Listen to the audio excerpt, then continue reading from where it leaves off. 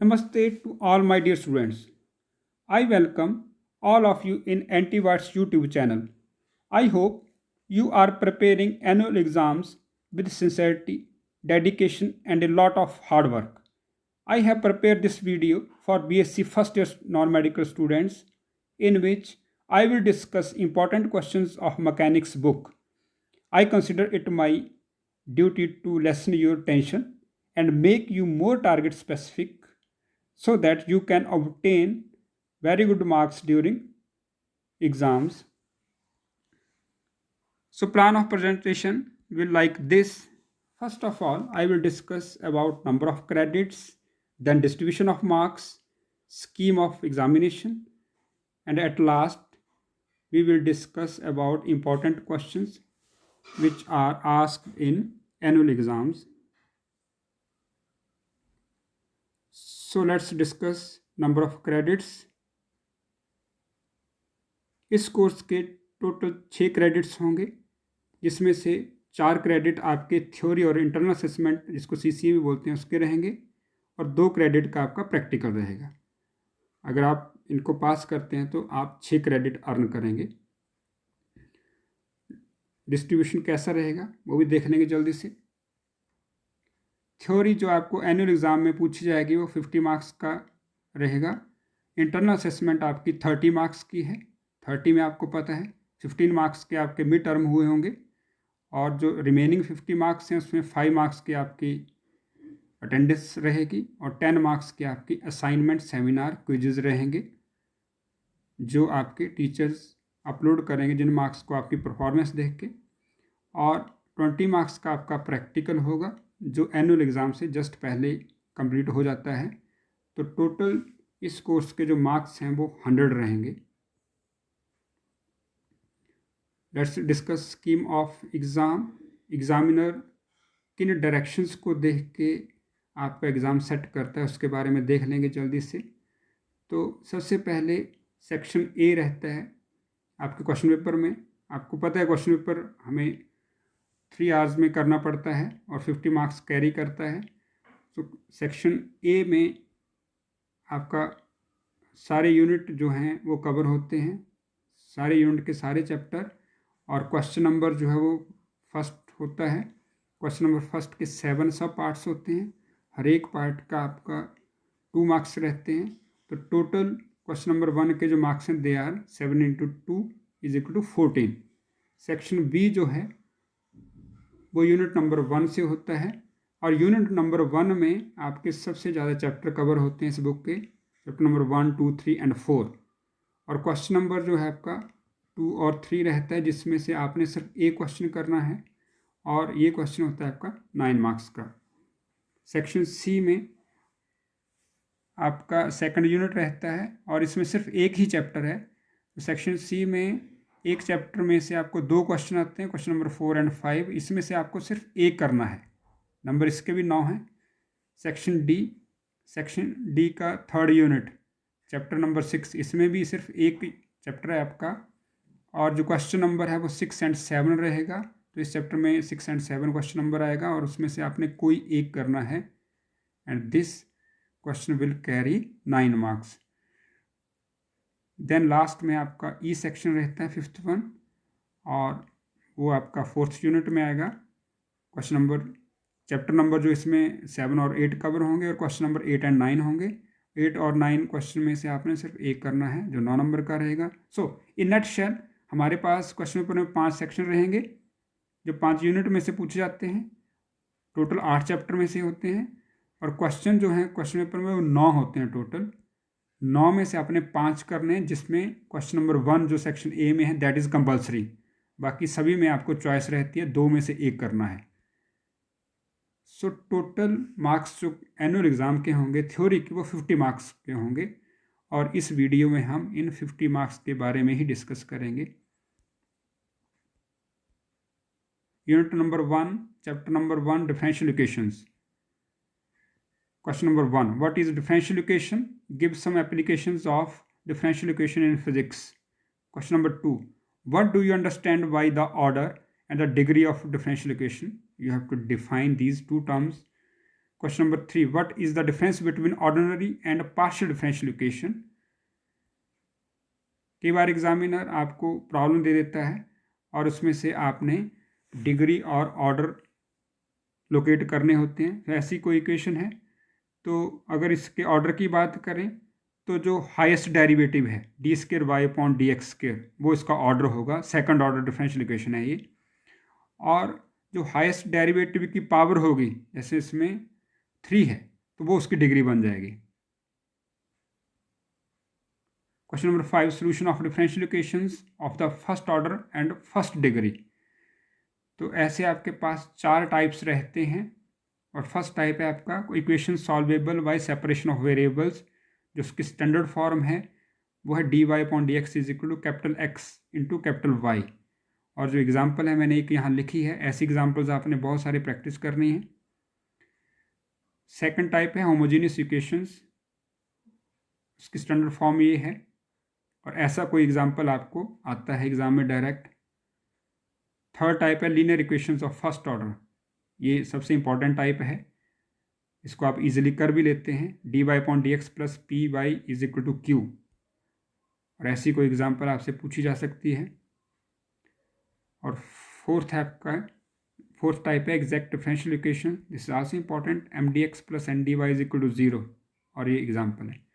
सो ये आपकी differential equation है फर्स्ट ऑर्डर और फर्स्ट डिग्री की। 4 टाइप हैं।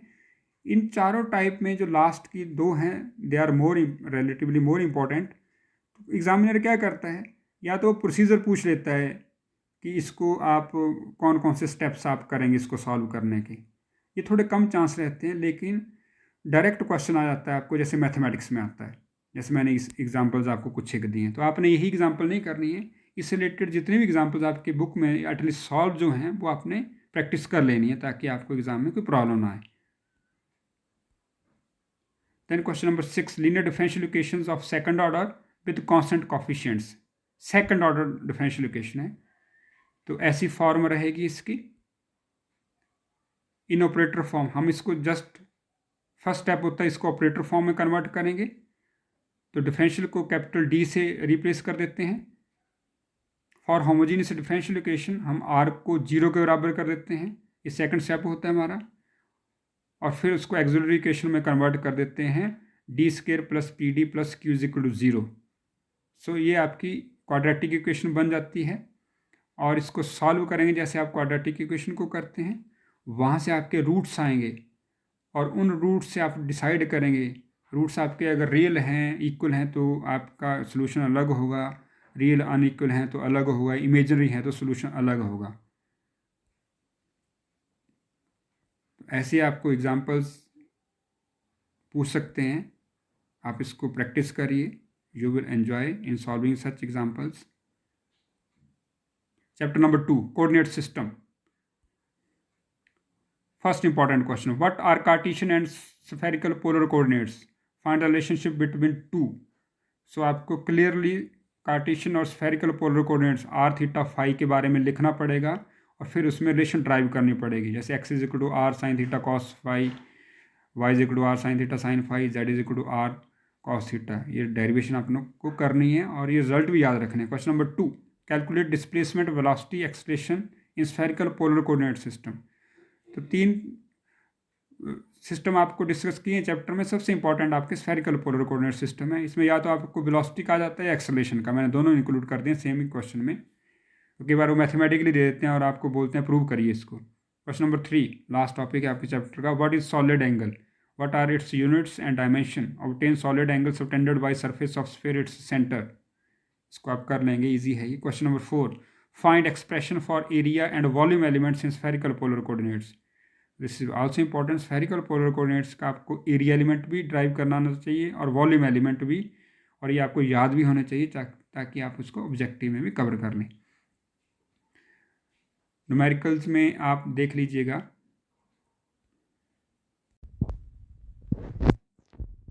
let's discuss some numericals of this chapter which are important and frequently asked in your annual exams. First is the spherical polar coordinates of a point r theta phi 8, 30 degree and 45 degree. Find the Cartesian coordinate system.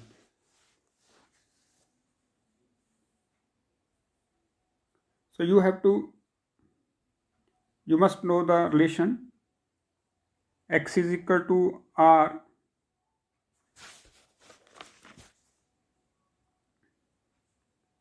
sin theta cos phi, y is equal to r sin theta sin phi, and z is equal to r cos theta. So by using these three equations we can convert them.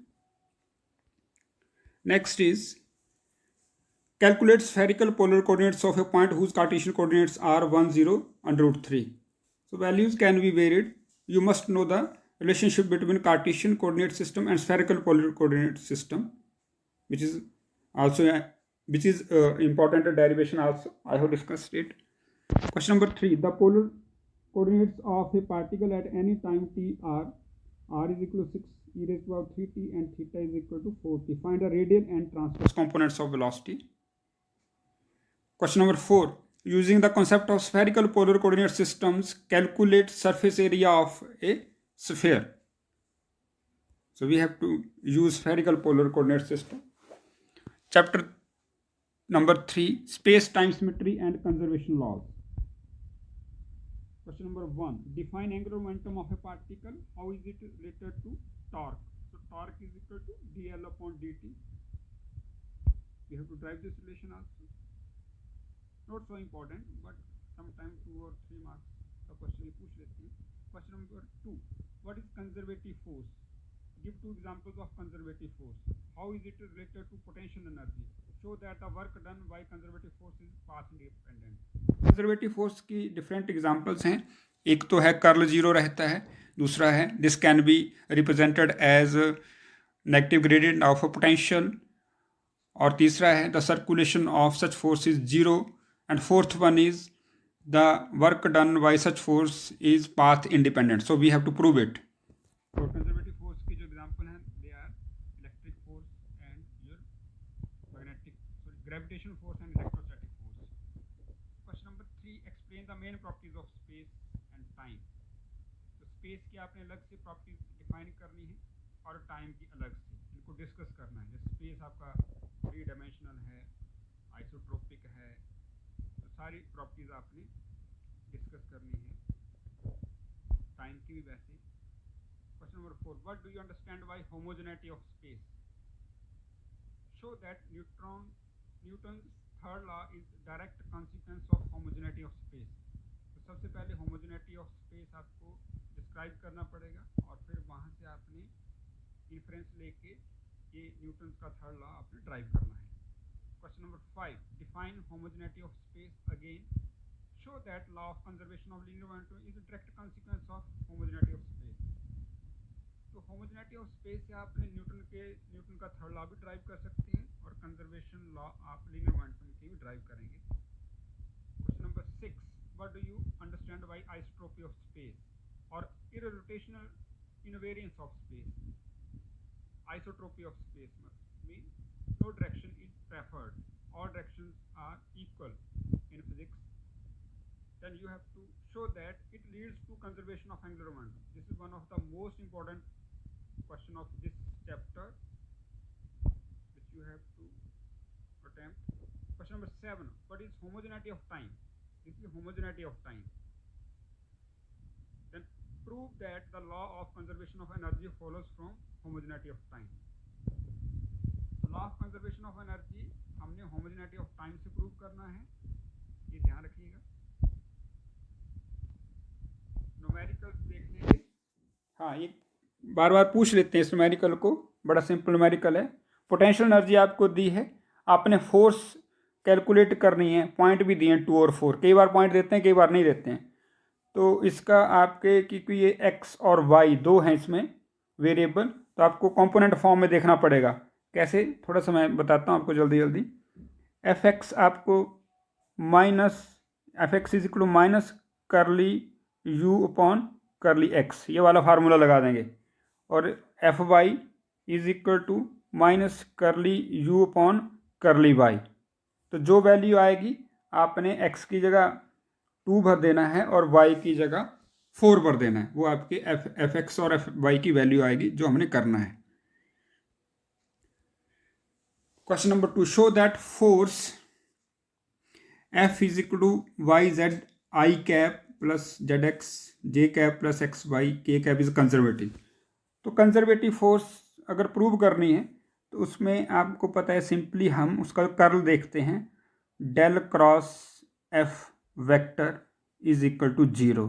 ये हमने determinant form में इसको solve करना, आई लिख देंगे, जे लिख देंगे, के लिख देंगे और ये नीचे आप लिख के इसको डिटर्मिनेंट फॉर्म में सॉल्व कर लेंगे। तो उसको 0 बनाना है आपने, और 0 हो गया तो कंजर्वेटिव है और अगर नहीं हो तो नॉन कंजर्वेटिव है। Question number 3, the potential energy of interaction between two particle at distance x1 and x2 is given by. Same, इसमें पोटेंशियल एनर्जी दी है आपकी, थोड़ा सा कॉम्प्लेक्स है आपका फंक्शन और आपने फाइंड फोर्स ही करनी है and you have to prove that these forces are equal and opposite. आपने फॉर्मूला वही लगाना है, F is equal to minus curly u upon curly x1 and then F2 is equal to minus curly u upon curly x2, और बाद में उनको prove करना है कि F1 is equal to minus F2, they are equal and opposite. Chapter number 4, frames of reference. What do you understand by inertial and non-inertial frames of reference? Can Earth be taken as an inertial frame of reference? हाँ, this is important question.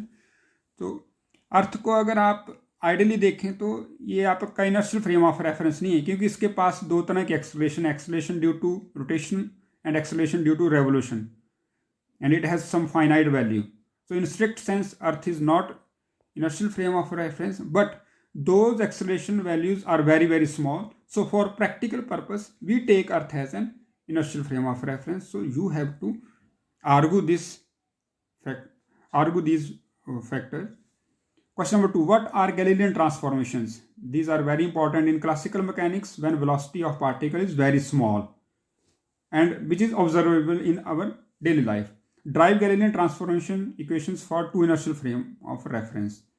So एक inertial frame of reference आप rest पे रखते हैं, दूसरा आप constant velocity से move करते हैं, उनमें x Y z, x dash y dash z dash और टी डैश से कैसे रिलेटेड हैं वो आपने ड्राइव करना होता है। These are Galilean transformation. Question number 3, what do you understand by non inertial frame of reference? Non inertial frame of reference mean which are accelerated, and in such frame of references Newton's law are not valid. Second is fictitious force. This is imaginary force which is not actual force, but we felt that it exists there when your frame of reference is accelerated. Important is derive an expression for the force acting on particle moving in a uniformly rotating frame of reference. This is very important, frequently asked in exams.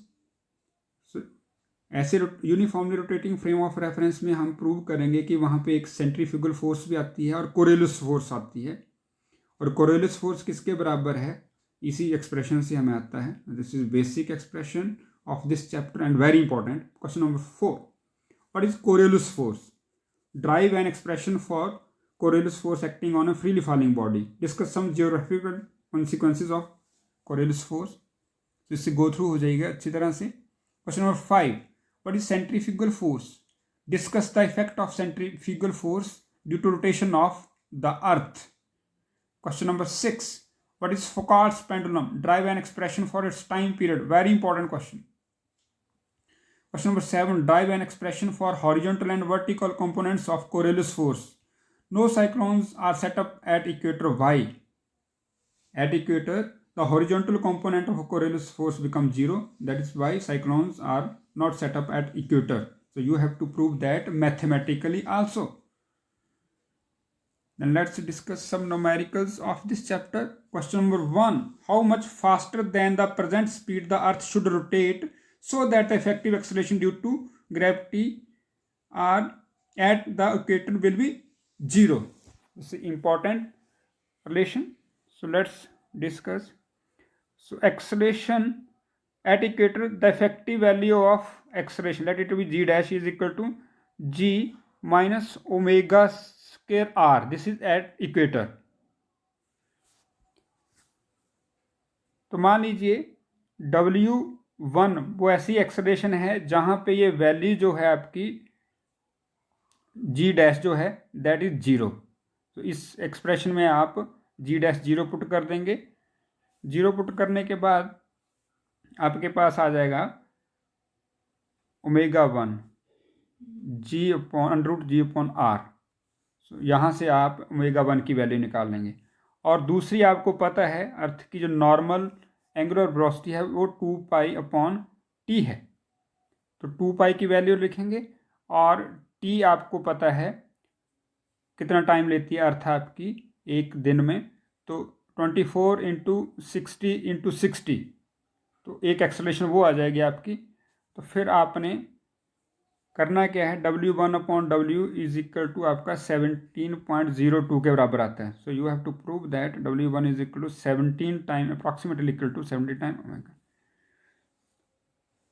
सो इस angular velocity से अर्थ को rotate करना पड़ेगा अगर equator पे आपकी effective acceleration की value zero करनी है, 17 times more. Question number 2. Find the time taken by plane of oscillation of a Foucault's pendulum to rotate through an angle of 60 degree at a point where the latitude is 30. Where the latitude is 30. तो इसमें आपने एक basic formula time period का लगाना है pendulum का। Capital t is equal to 2 pi upon omega sine lambda. ठीक है, तो 2 पाई अपॉन ओमेगा आपका बन जाता है time period, T upon sine lambda. सो लैम्डा की वैल्यू आपने यहाँ पे है लैटिट्यूड 30 पुट करना है। तो 30 पुट करेंगे तो आपके पास आ जाएगा 48 आवर्स जब सॉल्व करेंगे। उसके बाद आपने वो टाइम ही निकालना है। तो small t is equal to t upon 360 × 60। ये आ जाएगा आपका टी आ गया 48 डिवाइड बाई 360 × 60, 8 आवर्स आएगा आपका। 8 आवर्स कर लीजिएगा, इसको ऐसे न्यूमेरिकल कर लीजिएगा। आ जाते हैं question number 3। A particle is dropped from a height of 0.5 kilometre at a latitude of 45 degree. Where does it hit the ground? Where does it hit the ground? उसको देख लीजिएगा आप।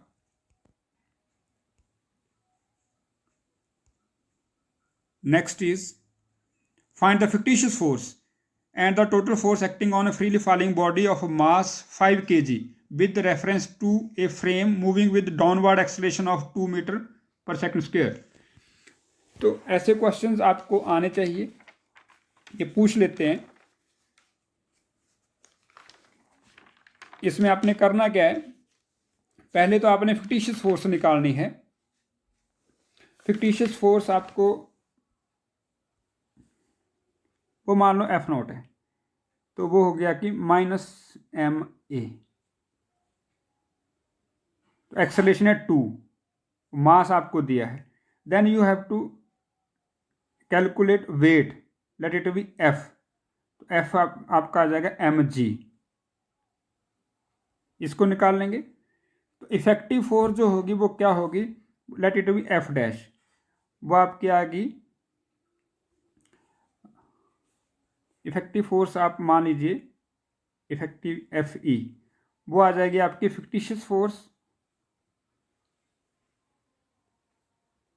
और जो आपकी वेट है। तो ये आ गया आपका MA प्लस mg।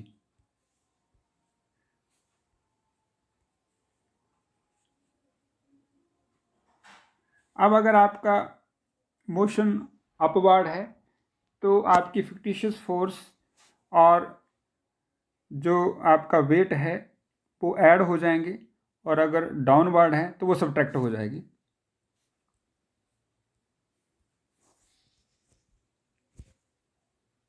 तो इसमें आपका जो मोशन है दैट इज डाउनवर्ड। तो इफेक्टिव फोर्स जो बनेगी आपकी वो बन जाएगी आपकी Fg minus F fictitious not subtract हो जाएगी।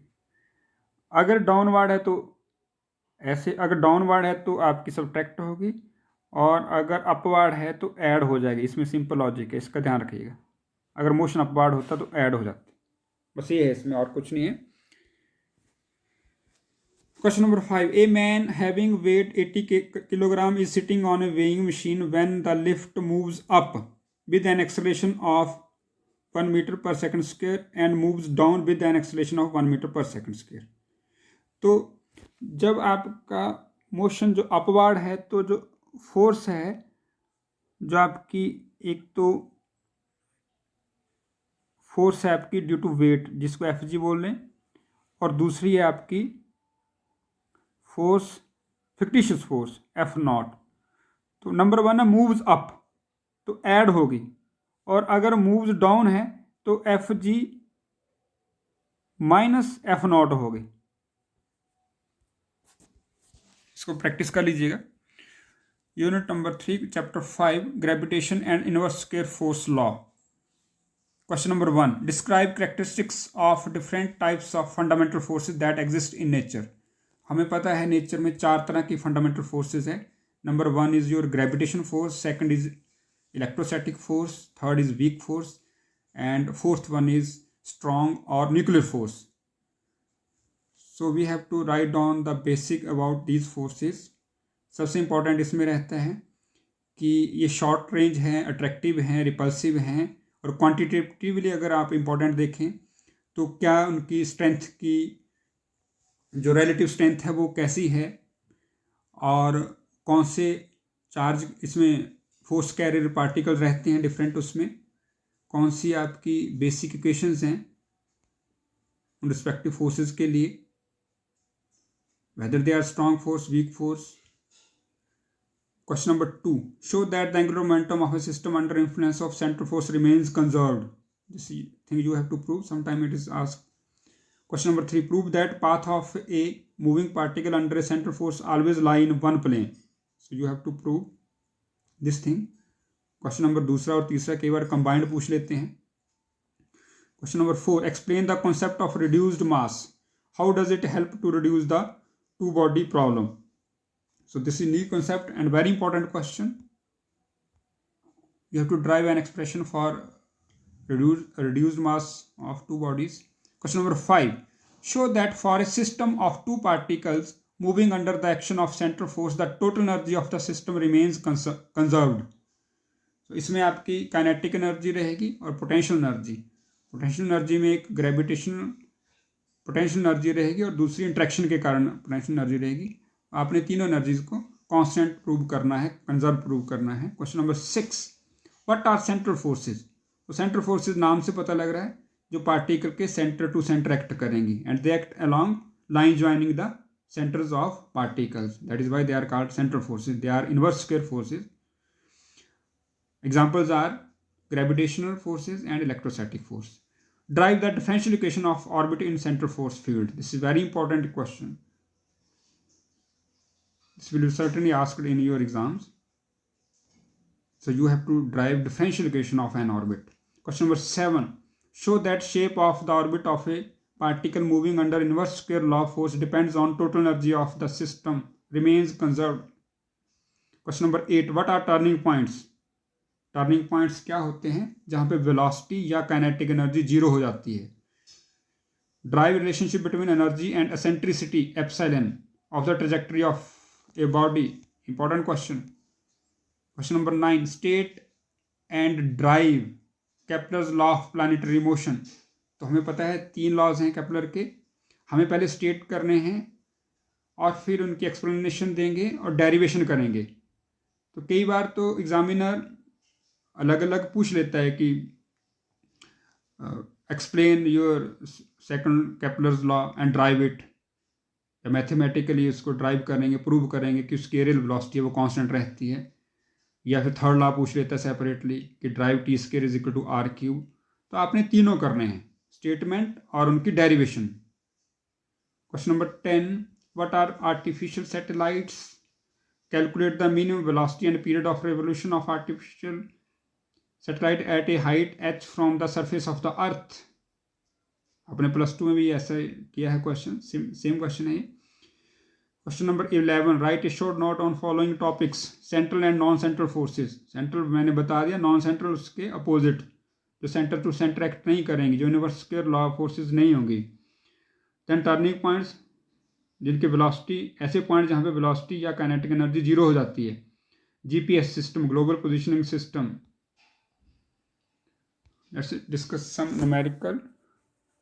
Such type of numericals are also important. A particle moving under a central force describes a spiral path given by r is equal to a cos theta. Find the law of force.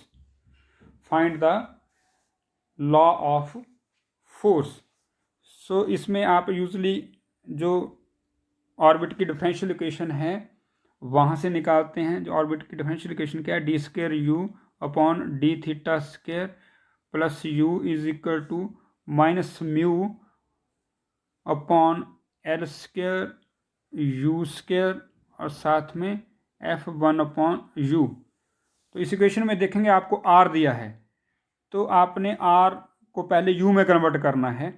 तो वो relation है R is equal to 1 upon u. तो इसको U में ले आइए और फिर उसका फर्स्ट डेरिवेटिव लीजिए, फिर सेकंड डेरिवेटिव, और इस रिलेशन में आप पुट कर दीजिए। वो जो भी रिजल्टेंट आपका एक्सप्रेशन आएगा वो फोर्स का आएगा बेसिकली आर की टर्म में, वही हमने ड्राइव करना है। तो एफ आर आपका कैसे वेरी करता है, एफ आर क्यूब है या 4 है, ये वाला हमने ड्राइव करना है। Find law of force. Question number 2, prove that for an elliptical orbit epsilon is eccentricity of the orbit is equal to r max minus r minimum divided by r max plus r minimum. This is important. तो इसके लिए आपने करना क्या है, आपने पहले तो जनरल इक्वेशन ऑफ कोनिक वो लिखनी है। वो हमें पता है r is equal to l upon 1 plus epsilon और साथ में cos theta minus theta naught, ये आपकी कोनिक की इक्वेशन है। अब यहाँ पे आपने आर मैक्स निकालना और आर मिनिमम। तो आर मैक्स कब होगा, जब थीटा माइनस थीटा नॉट आपका 0 आएगा, तो वो आर मैक्स आ जाएगा। तो आर मैक्स आपका क्या बन गया, आर मैक्स मेरा हो गया is equal to l upon 1 plus epsilon. Similarly r minimum के लिए थीटा माइनस थीटा नॉट मेरा 180 डिग्री होगा, तो वो आ जाएगा हमारा L upon 1 minus epsilon. R max और आर मिनिमम आ गया, इस इक्वेशन में आप पुट करेंगे और प्रूव कर लेंगे वहाँ से। Where terms have usual meanings. Question number 3, the distance of planet Jupiter from the sun is 5.2 times that of the earth. Find the period of revolution of Jupiter around the sun. तो इसमें time period दिया है और आपको time period आपने निकालना है, distance दिया है। तो इससे आपको क्लियरली पता लग जाना चाहिए कि इसमें हमने केपलर का थर्ड लॉ यूज़ करना है, जो है t square directly proportion to r cube. तो R1 और R2 में रिलेशन दिया है, T1 आपको दिया है, T2 निकालना है। तो ये आप इम्पोर्टेंट लॉ आप यूज़ करेंगे। तो T2 कैसे निकालेंगे, यहाँ पे स्पेस नहीं है फिर भी मैं लिख देता हूँ। तो जैसे T1 square is equal to R1 cube, फिर T2 square is equal to R2 cube. तो आपको जो निकालना है ऊपर लिख लीजिए, T2 square divide by T1 square कर लीजिए, बाकी दूसरी तरफ ले जाइए, आपका रिजल्ट आ जाएगा। प्रैक्टिस कर लीजिएगा, it's not so complicated thing. Question number 4, the maximum and minimum distance of a comet from the sun are 1.6 into 10 to the power 12 meter and 8 into 10 to the power 10 meter respectively. तो maximum और minimum distances दिए हैं किसी comet की sun से। If the speed of comet at nearest point is this, calculate its speed at the farthest point.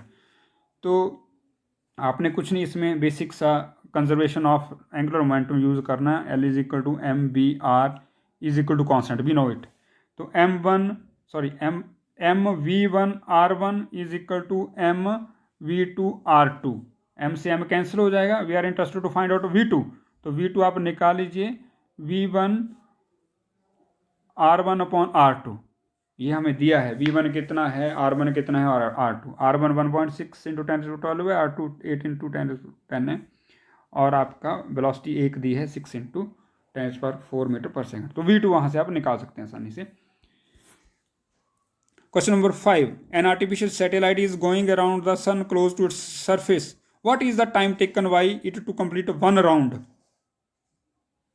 ठीक है, time आपको निकालना पड़ेगा, उसके लिए पहले वेलोसिटी हमें पता होनी चाहिए, which you have to remember, g r² upon r plus h। Plus two में किया ये डेरिवेशन आपने, उसका सीधा डेरिवेशन यहाँ भी है, पूछ भी सकते हैं, आपको याद होनी चाहिए। यहाँ से वेलोसिटी निकाल लेंगे, और वेलोसिटी के बाद आपने टाइम पीरियड जो आपसे पूछा है 2 pi into r plus √r+h इसका क्यूब और divide by g r square, देख लीजिएगा इसको। An artificial satellite circled around the sun at the distance of 3400 kilometre, calculate velocity and period of revolution. ये भी आप ऐसे करिएगा, रदर देन ये इसी का सोल्यूशन था, सोल्यूशन मैंने पहले बता दिया आपको। Unit 3 chapter 6 rotational motion and kinematics of elastic and inelastic collisions. Question number 1, state and explain the law of conservation of angular momentum. Question number 2, distinguish between laboratory and centre of mass system, prove that two identical particles after suffering elastic collision in the lab frame of reference move at right angles to each other. This is very important question of this chapter. Question number 3, show that in center of mass system the magnitudes of velocities of the particle remain unaltered in an elastic collision. Question number 4, show that the kinetic energies of two colliding particles in center of mass are inversely proportional to their masses. Then 5, drive a relationship between recoil angle in lab system and scattering angle in center of mass system. 6, drive a relationship between scattering angles in lab system and center of mass system. Question number 7, find an expression for scattering cross section in terms of impact parameter and hence show that it has dimension of area. So scattering cross section के जो dimension है, unit है, वो area के होते हैं, ये आप रख लीजिएगा यार, ऑब्जेक्टिव में कई बार पूछ लेते हैं। सबसे इंपॉर्टेंट जो क्वेश्चन है इस चैप्टर का, that is what is Rutherford scattering, prove that the differential cross section for Rutherford scattering of alpha particles by nucleus is inversely proportional to square of the energy of the incident alpha particles. It's most important question of this chapter, you have to derive it. Numericals, a bullet of mass 100 gram moving with a speed of 20 meter per second strikes a sandbag of 20 kg and stays in it. Find the speed acquired by the bag and energy converted into heat during the collision if the bag is free to move. तो इसमें आपका जो मास m1 है वो है 100 ग्राम, तो इसको kilogram में कन्वर्ट कर लेंगे, 0.1 kg आ जाएगा, और स्पीड आपकी u दी है आपकी 20। सो इसमें मैं इसको जल्दी से कर देता हूँ। आपने निकालना क्या है इसमें, आपने conservation law of linear momentum लगाना है, m1 is equal to u1 is equal to m1 plus m2 और v। तो v आपने निकालना है m1 upon u1 upon m1 plus m2। So second part है इसका, you have to derive energy converted into heat. तो energy converted into heat क्या होगी, that is difference in kinetic energy. तो डिफरेंस इन काइनेटिक एनर्जी आ जाएगा आपका half m1 u1 square minus half m1 plus m2 और v square जो आपने कैलकुलेट कर लिया। m1 है आपकी बुलेट का मास और m1 plus m2 bullet plus bag, bag के अंदर रहेगी ये वो आपकी जो बुलेट है, तो दोनों का कंबाइंड मास होगा, ध्यान रखिएगा। Question number 2. Prove that the kinetic energy of two particles in lab system is equal to sum of kinetic energy of center of mass and kinetic energy of two particles relative to center of mass. देख लीजिए इसको. Unit 4, chapter number 7, special theory of relativity. First important question. Discuss the Michelson-Morley experiment. What conclusion can be drawn from it regarding existence of ether? इसका आप conclusion लिखेंगे. पहले objective लिखेंगे क्या था और कंक्लूड क्या किया उन्होंने. Question number 2. State postulates of special theory of relativity. 2 postulate है इंपॉर्टेंट, वो आप करेंगे. फर्स्ट है कि आपके फिजिक्स के लॉ जो है उनकी फॉर्म सेम रहती है सभी फ्रेम ऑफ रेफरेंस में. और सेकंड है कि लाइट की वेलोसिटी जो है वो मैक्सिमम वैक्यूम में. Deduce Lorentz transformation from fundamental postulates of special theory of relativity. दोनों क्वेश्चन इंपॉर्टेंट है. Question number 3. On the basis of Lorentz transformation discuss following phenomena. Number 1, length contraction. Number 2, time dilation and its experimental evidence. Third, twin paradox.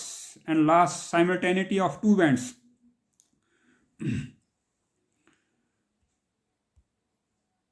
Then question number 4, discuss the phenomena of time dilation. Give experimental evidence of time dilation. 5, prove the laws of relativistic addition of velocities. This is important from numerical point of view. Derivation भी पूछ लेते हैं. Hence prove that no material body can move with velocity greater than that of light. 6. Discuss the relativistic variation of mass with velocity. Very important question. Derivation and expression also important. Numerical आता है इस पे. Show that no material can move with a velocity greater than that of light. Light से ज़्यादा लेंगे तो मास imaginary बन जाएगा. It is not possible. 7. Show that x square plus y square plus z square minus c square t square is invariant under Lorentz transformation. तो Lorentz transformation आपने apply करनी है और इसको प्रूव करना. Chapter 8, effect of gravity. Question number 1, prove the laws of relativistic addition of velocity. Hence prove that no material body can move with the velocity greater than that of light. Question 2, very important, ये पूछा ही जाएगा आपसे. Drive the relation is equal to mc square. Show that if velocity is very very small than velocity of light, it reduces to non-relativistic kinetic energy expression 1/2 mv square. What is significance of mass energy equivalence law? Question 3, drive the relation E square is equal to P square C square plus m naught square C4. Hence show that massless particles move with the velocity of light. Again important. Question number 4, show that this quantity is invariant under Lorentz transformation. एक बार पूछ लेते हैं. Question number 5, write a short note on the following. Minkowski space X Y Z और साथ में I C T. 4 dimensional space है ये Minkowski space. Transverse and longitudinal Doppler effect. Numerical को देख लेंगे जल्दी से. Calculate the length of metre stick moving lengthwise at speed 90% of speed of light. तो मीटर स्टिक है आपकी, तो एल नॉट आपका मीटर स्टिक है 1 मीटर दे दिया. तो लेंथ कॉन्ट्रैक्शन हमें पता है, L is equal to l naught 1 minus we square upon c square under the root. तो वी दिया आपको 90%, मतलब 90 divide by 100 velocity of light. तो वी की वैल्यू यहाँ पुट कर देंगे और एल आपके पास आ जाएगा जो कॉन्ट्रैक्टेड आएगी value. Question number 2, what is the percentage decrease in length of body which moving with the velocity of 0.8 c. इसको भी वैसे ही करेंगे आप. L निकाल लेंगे, L naught 1 minus we square upon c square under the root. Percentage decrease, तो percentage decrease कैसे निकालते हैं? L naught minus L upon L naught into 100, ये परसेंटेज डिक्रीज आ जाएगा. तो इसमें एल निकाल लेंगे. एल नॉट आपके पास दिया है यहाँ पे, आप इसको कर लीजिएगा. Question number 3, numerical number 3, with what velocity should a spaceship fly so that every day spent on it may correspond to 3 days on earth surface. On earth surface. So इसमें आपने टाइम डायलेशन वाला concept use करना है. आपको पता है T is equal to T not divide by 1 minus we square C square और under the root. तो यहाँ पे आपका जो टी है वो 1 डे आ जाएगा और टी नॉट जो है वो 3 days आ जाएगा. टी नॉट आपका 3 day. तो वहाँ से आप वेलोसिटी निकाल लेंगे.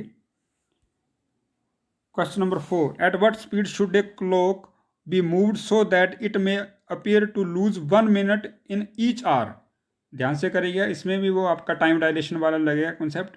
इसमें आपका T60 रहेगा और 60 मिनट रहेगा T, और T0 59 मिनट। 1 मिनट लूज कर रहा है तो T0 आपका 59 रहेगा।